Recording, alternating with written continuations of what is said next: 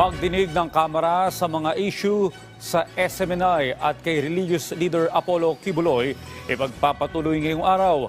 Samantala, ikinalugod naman ng mga kongresista ang pagdating ng Presidential Trade and Investment Mission ng Estados Unidos sa bansa na nila'y makakatulong sa pag-unlad pa ng ekonomiya ng Pilipinas. Si Mela Lesmora sa sentro ng balita. Mela?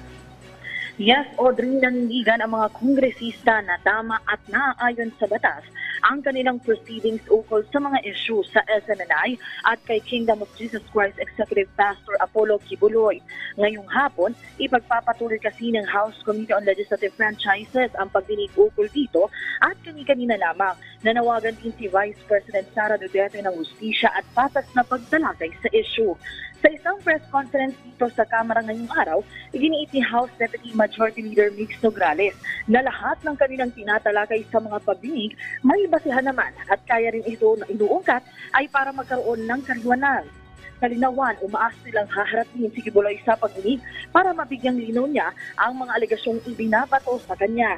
Bukod naman dito, natalakay rin niya sa press con kanina ang anunsyo ng mga kumpanyang kasali sa United States Presidential Trade and Investment Mission na maglalagak sila ng nasa $1 billion na investment sa Pilipinas. Bagay na isa raw napakagandang balita para sa mga kongresista. Ayon kay House Senior Deputy Speaker Dong Gonzales, kapag naaprubahan na ang economic charter change, ay naasahan nilang lalo pang madadagdagan ang mga foreign direct investment sa bansa, kaya tuloy-tuloy rin ang pagtutok nila sa resolution of both houses number 7 na siyang magbibigay daan sa economic charter. Dahil dito, muli namang nanawagan si Gonzales sa Senado na aprubahan na rin ang kanilang sariling RBH 6 para magtuloy-tuloy na ang pag-amyenda sa konstitusyon.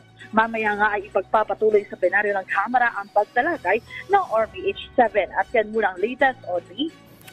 Maraming salamat, Mela Lesmoras.